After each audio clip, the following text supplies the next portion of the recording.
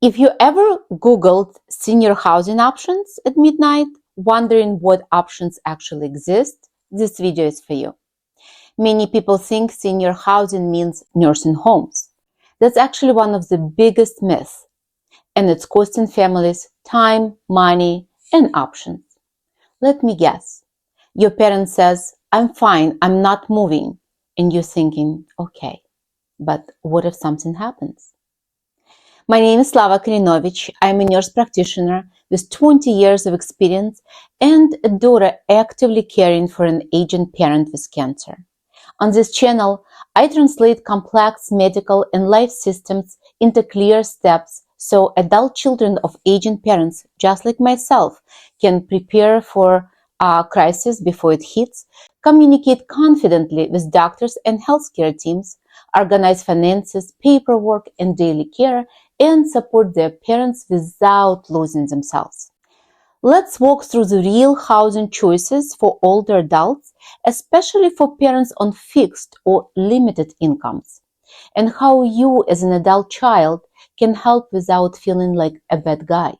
Grab a piece of paper and a pen to write down the resources you'll find matching to your goals for your parents so you can discuss it later together. Let's start with one of the most important and most misunderstood programs out there. Section 202, Supportive Housing for the Elderly, run by the U.S. Department of Housing and Urban Development, also known as UHD. This program was created specifically for adults aged 62 and older who have low income. Here's the big thing to know about it. Rent is usually kept at about 30% of income. These are apartment-style communities, not nursing homes. They're owned and managed by nonprofit organizations, not private landlords. And here's what surprises most families. Section 202 housing often includes supportive services that might look like help coordinating meals, transportation, housekeeping, or access to a service coordinator. So it's not just a place to live, it's housing with a built-in safety net. And an important tip, there is no single national application. Each building manages its own waitlist. Go to hud.gov and search for senior supportive housing and apply to multiple properties at once. Next up is Section 8. Also called the Housing Choice Voucher Program. A lot of people think this program is only for families with kids, but thousands of seniors use it every year. Here's how it works. Your parent chooses an apartment or rental home in the private market. The government pays part of the rent directly to the landlord, and your parent usually pays about 30% of their income. Why people like this option? It offers choice and independence. Your parent is not limited to one specific building. Vouchers can often be used in different cities or even transferred. The downside: waiting lists can be long, sometimes years. So important thing to know, apply early, apply everywhere the waiting list is open, and keep contact information updated. Miss one letter and your parent could lose their spot.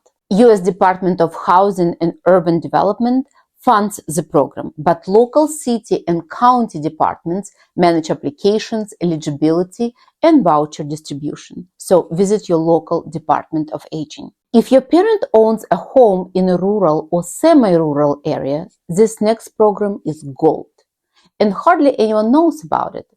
The USDA Section 504 Home Repair Program through USDA Rural Development helps low-income homeowners age 62 plus pay for essential home repairs. This program can offer grants up to $10,000 to fix health and safety issues, low-interest loans up to $40,000 for bigger repairs, and common uses include fixing leaky roofs or faulty plumbing, adding wheelchair ramps, making the home safe to age in place. And here's the kicker. Many suburbs qualify as rural. So even if your parent lives just outside the city, it's still worth checking. Public housing isn't one size fits all. Many local housing authorities operate buildings designed specifically for seniors. These communities often include income-based rent, on-site maintenance, senior-focused activities, a strong sense of community with people the same age, and important information. Call the local housing authority and ask directly, do you offer senior designated public housing? It's often much more supportive than standard public housing. Now let's talk about one of the most creative and surprisingly successful housing options, home sharing.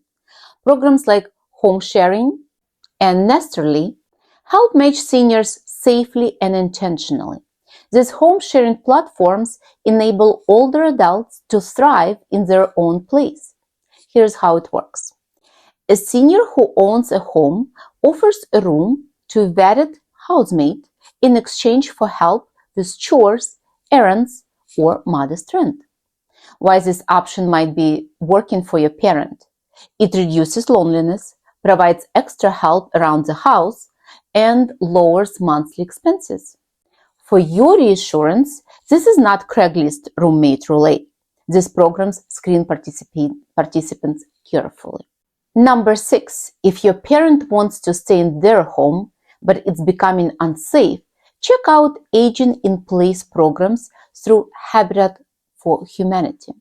Many local chapters offer grab bars and walk-in tubs, safer flooring, wider doorways for walkers and wheelchairs, often at a little or no cost for eligible seniors, especially veterans or those on very fixed incomes. There is a very new option available, maybe not everywhere. Teeny homes aren't just trendy, they're practical. In some cities, nonprofits are creating teeny home villages specifically for low-income or unhoused seniors. These offer small private space, shared community areas, on-site social services, and it works great as it provides low cost to build and maintain, dignity and privacy, as well as built-in community support. These programs are still emerging, but if housing instability is a concern, check the local nonprofits or city housing offices. There are certain programs that do not fit neatly into government categories, but they can be life-changing. Gradient Gives Back organization helps people facing sudden hardships, illness, disability, financial crisis with housing-related expenses like rent, utilities, and mortgage support. Payoff program eliminates mortgages for families of fallen first responders and some catastrophically injured veterans. Cancer nonprofits and hospital foundations often provide grants to help patients and caregivers afford temporary housing near treatment centers, easing financial stress during treatment. An important tip: always ask hospital social workers about housing help. Many of these programs are not widely advertised. So how to navigate everything without losing your mind? Here's help for families who struggle. Step-by-step plan. Number 1, apply to multiple programs at once. Affordable housing is competitive. One application is not enough. Number 2, get documents ready early. ID, proof of income, tax return, Social Security, and Medicare statements. Number 3, one of the most important steps is to follow up. If you haven't heard back in 2 to 3 weeks, call or email this organization. Number 4, ask about waitlist. Some move faster than others. It's okay to ask. And number 5, get help. Call 211 or visit National Council on Aging or use benefitscheck.org. As you're helping your parents through this, here's the most important thing I want you to hear. You are not late. You are not failing. And there are more options than you were probably aware of. Planning ahead does not take away independence. It protects it. If you're helping a parent navigate housing, what's your hardest part of this journey right now? Finding options, understanding eligibility, or getting your parent on board? Tell me in the comments. and I'll try to answer as many of your questions as I can. If you've already been through this with the parent, what do you wish you had known sooner? Share it in the comments below. Your experience could save another family months or even years. I've prepared a free PDF below that lists all the options we talked about. Download it and comment which option you are exploring. And if you found this video informative, share it with a sibling or a friend who's also quietly worrying about their parents. And remember, you do not have to figure out this alone. Stay well. Till next time.